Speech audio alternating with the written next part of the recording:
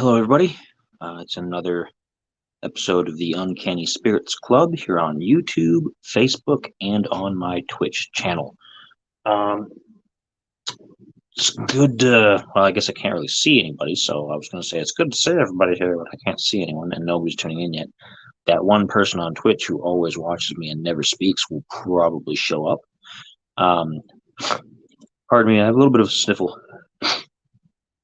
It's just been really dry in the house lately, and this is the kind of time when, with seasons change, it always seems to affect my sinuses and things.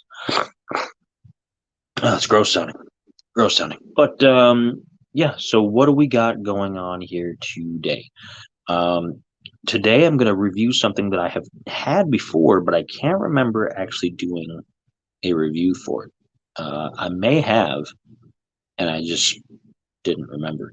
But I'm going to go ahead and review it again anyway. And I remember it being pretty good. I'm pretty sure it was up there with one of my favorite ryes. I don't think it's going to be as good as the Angel's Envy rye that I had in my last video. That cat agrees with me. But that is delicious, and I'm going through it kind of fast. I'm trying to slow down because it's a limited release, and I don't want to lose it completely because it's so good. Oh man, it's one of those ones you just want to like down because it's so delicious, and I want to save it at least a little bit, and we'll see how that turns out if I'm effective in my plan here. But there's a cat here. Let me reach over and get the bottle.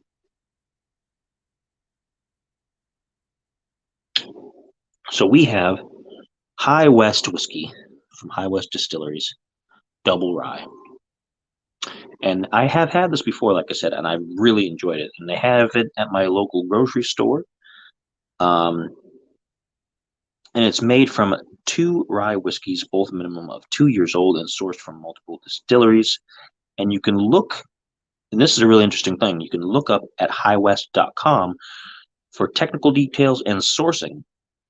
That's not a secret, they say. However, the proportions are. So they won't tell you just how much of the blend, like how much of each whiskey is in the blend, but they will tell you where they got it, which is really nice and open, because that way you have an idea of where your whiskey is coming from, and that's always good to be a little open on that. I know a lot of this stuff is trade secret kind of things, because everybody wants to make their own distinct kind of whiskey, and they don't want somebody else coming up and being like, "Hey, well, taste this," and it's nearly identical, and then they have a different name on it. So, oh, that's gross. Not the whiskey, but my nose stuff. Ugh. But this is pretty good.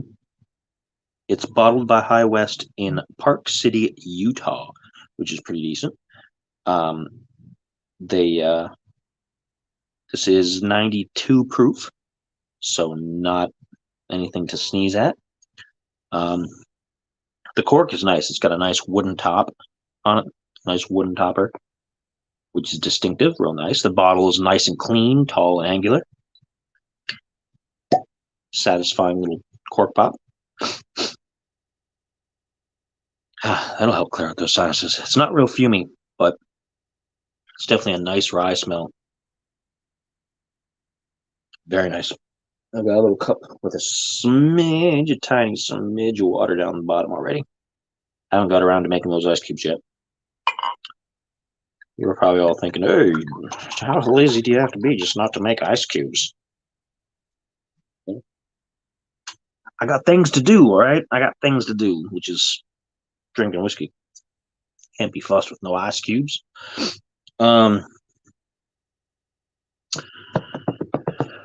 What else was I going to say? I had something else lined up that I was going to say in there, and then my back started itching. So here I am, itching my back on live video, like you do. Don't mind me. But yeah, so it's a nice, even orangey brown color in the glass. And of course, you don't get the perfect view of this on the video here because the colors are different over the camera than they are in real life here. But it looks good, looks clean, smells good. Smells more fumey once it's in the glass. Yeah, smells more fumey once it's in the glass, but still, you have a distinctive, very nice rye smell to it. A little bit of a creaminess, not as creamy as the Angel's Envy from the last video. I don't think anything that I've ever tasted is going to be have that level of like a frosting kind of like buttercream kind of taste to it. Oh, it's so good. It's absolutely delicious. I cannot tell you enough how good that Angel's Envy was. But this is not bad. Slightly cheaper. I don't remember what the pricing is. I know this is 2 videos in a row that I've been kind of slouching on the pricing. And there's these tiny little flies in my house right now. Like I don't know how they get in, but there's little ones, little gnat kind of things, and they get in every season, and they just seem to like show up for like a month or two, and then they'll die off and they're gone. But they're a pain in the neck, and they're always just buzzing around my face. And you guys can't see them probably on the video because they're so small, and you probably think I'm just going crazy and I'm seeing things. But yeah, so if you see me going like this, I'm not doing Catholic Pope stuff. I don't even know the correct pattern. Um, no offense to Catholic people. I have no idea. I don't. Um, but yeah, this is not a bad rye whiskey at all. Like I said, I've had this before. I liked it then. Um, Before it was available here, I had ordered it, and now that it's available here, I should probably get it more often. But I don't remember what the price is. Like I said, that's where I got sidetracked. Prices. I think the receipt for these is still in the car. Why I left it out there, I don't know. And why I didn't just bring it in when I was out today, I don't know. Priorities, probably. But so, but it's not terribly expensive. I believe this is in the $35 price range, I believe. Whereas the Angel's Envy was considerably more. I believe that was like 59 or 69, something like that, as far as price wise here in Canton, Ohio. So enough of me just jabbering on about nothing. Let's give this the taste. High West whiskey, double rye.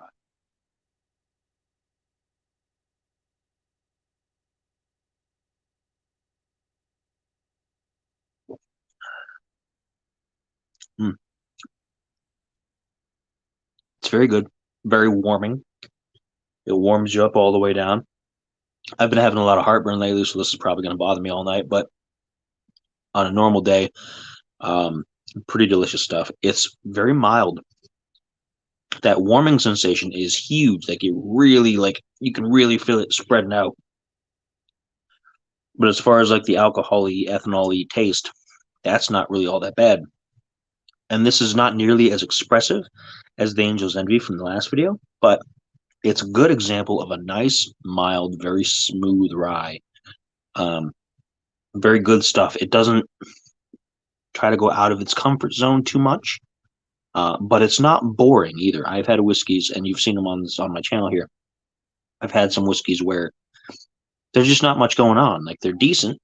I wouldn't turn them down, but I wouldn't buy them over other things because there's just not much going on. The flavor doesn't stand out. They don't have anything really going for them other than being just well, yep, that tastes like a bourbon.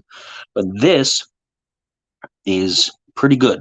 It's pretty standard rye, but it's a good example of a standard rye, which is what sets it apart a little bit.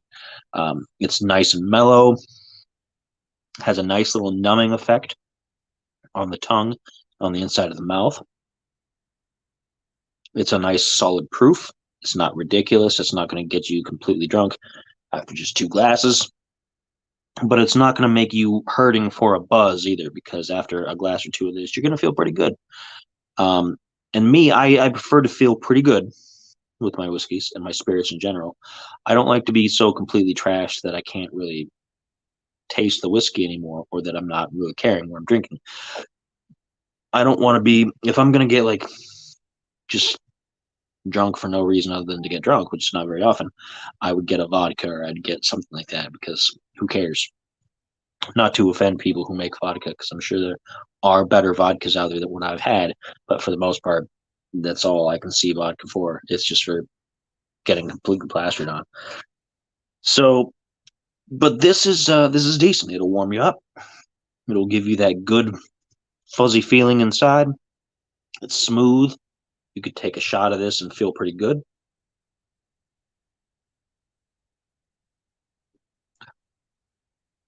I was almost going to say, and this is old fashioned force of habit. I was almost going to say it'll make you feel real manly, but I know for a fact that there are so many ladies in the whiskey business, and there's so many other ladies who drink whiskey, and I'm sure there are many out there who would outdrink me on a lot of this stuff. So it's not really a gender thing, but in the old days, before everybody got concerned about that kind of stuff, and before we thought about it, that's something that you would say if you were big and macho. You'd say, "Oh, it's a very manly tasting drink."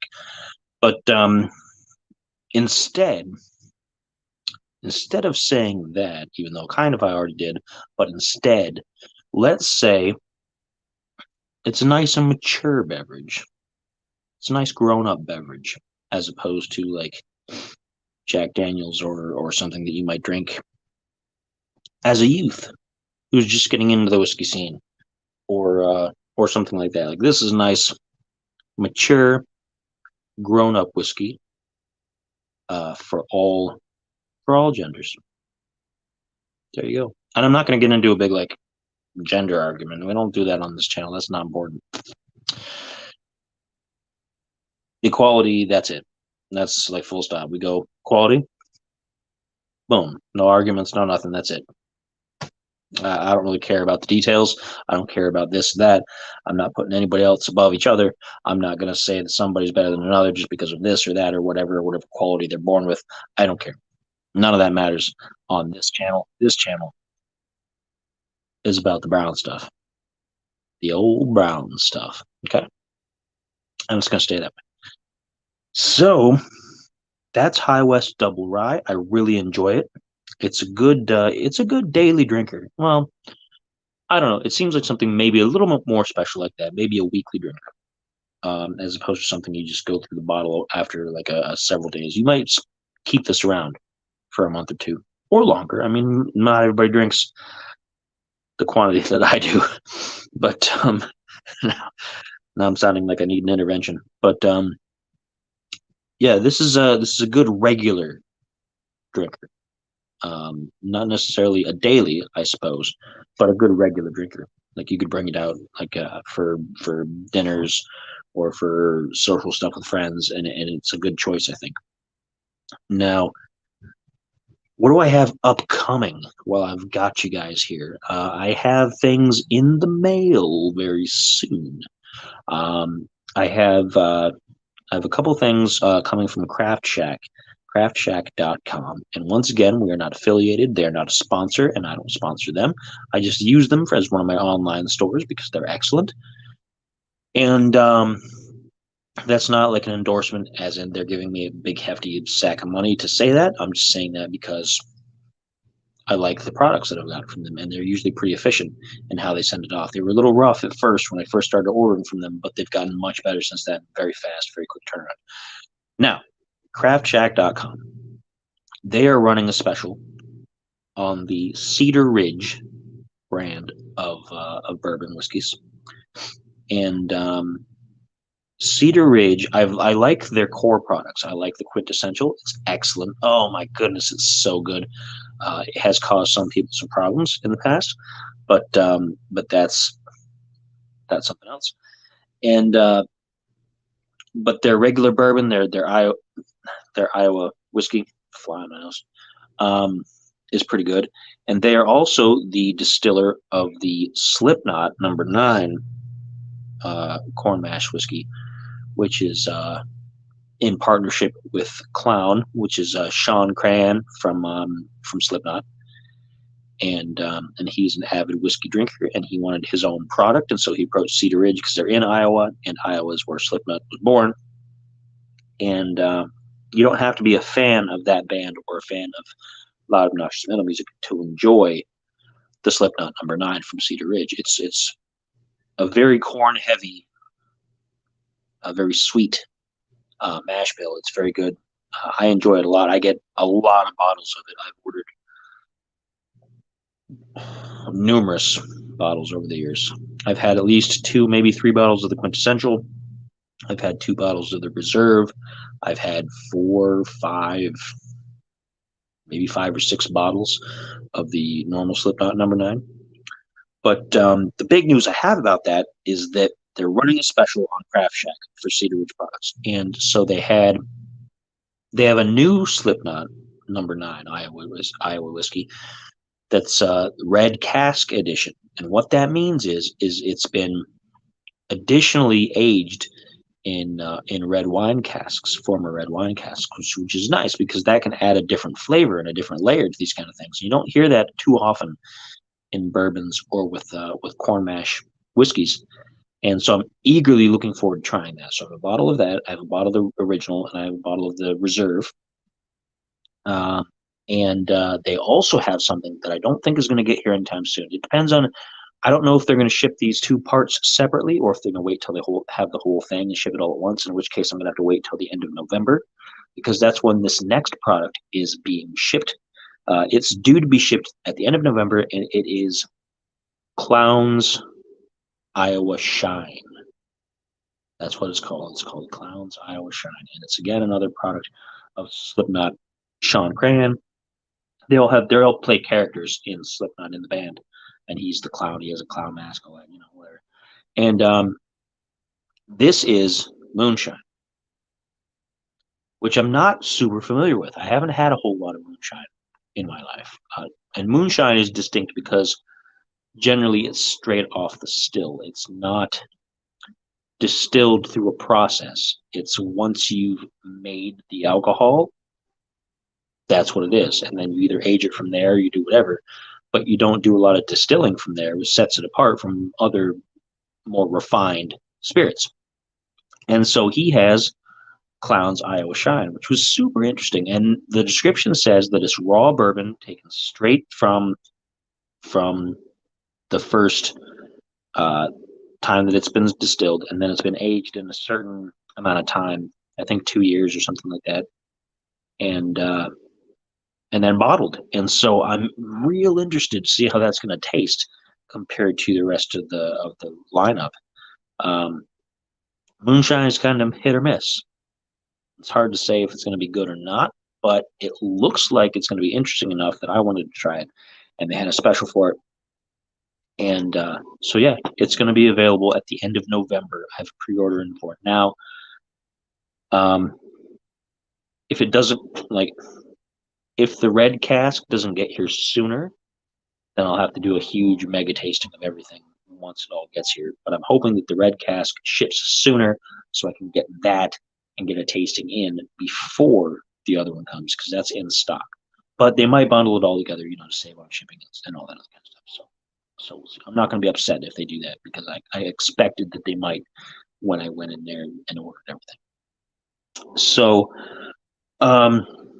if anyone else wants to get in on the ground floor of the Iowa Shine, they're selling a 2-pack, a 2-bottle bundle where you get 2 bottles for $57.99, I believe, $57.99 or 95, something like that, which is actually pretty good, because that breaks down to about a little bit less than $30 a bottle, which is cheaper than the regular. The regular is about 50 or 60.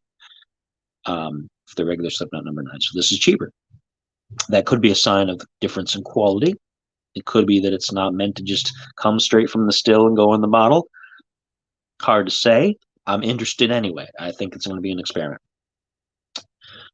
But yeah, so if you're looking to get it, go to craftshack.com. I'm sure they won't have a bunch of them because the distillery is also having a day where you can go to the distillery in December, and there's a 2-bottle per person limit where you can go and you can try out the Shine, and you can buy bottles and things. It's like a special, whatever, limited release thing. So I don't know how long the online ordering is going to last before they cut those off and save everything else for the in-person. Hard to say. I don't live anywhere close to Iowa, so I'm not going to do that. I would love to do one of these big events like that, but it's just, they're always at a pretty huge distance from me. Like Columbus has these things, and Columbus is like a 3-4 hour drive within the same state. So you know, I don't like driving that much anymore these days, especially just to go out, have a whiskey tasting, and then try to drive home 4 more hours. That's a bad idea, folks. Don't do it. Get somebody else to drive you if you want to do that. But yeah, that's the closest things usually come to me. They do have things farther down south, like you can go at the what's called the Kentucky Bourbon Trail, where you can visit Buffalo Trace and you can visit all kinds of different distilleries on this big line. Spend like several days doing that. But again, you would need somebody to do all the driving for you, and I believe it would probably be expensive. So, so I don't go to these things very often. I would love to if they were closer, if they were more local. And one of these days, who knows? Maybe I'll put one on if I have enough bottles and I have enough people. The Uncanny Spirits Club actual club meetup for anybody who wants to meet up and have a tasting. So that's all I got for you. That's the upcoming news. There's the fly that won't leave me alone.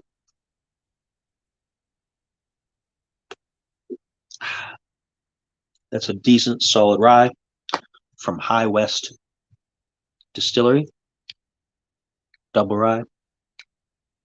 And it does have a bit of creaminess, a little bit of cream soda kind of in there on the edges. And but not like the Angel's Envy. That's right now the king for me. Oh my gosh.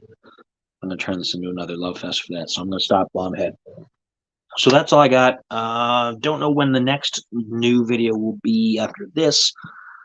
Possibly later this week. I'm going to the grocery store in another several days. I'll have a heftier paycheck, and we will see what I can get from there. Um, yeah, and that's it. So I hope you guys enjoyed. One person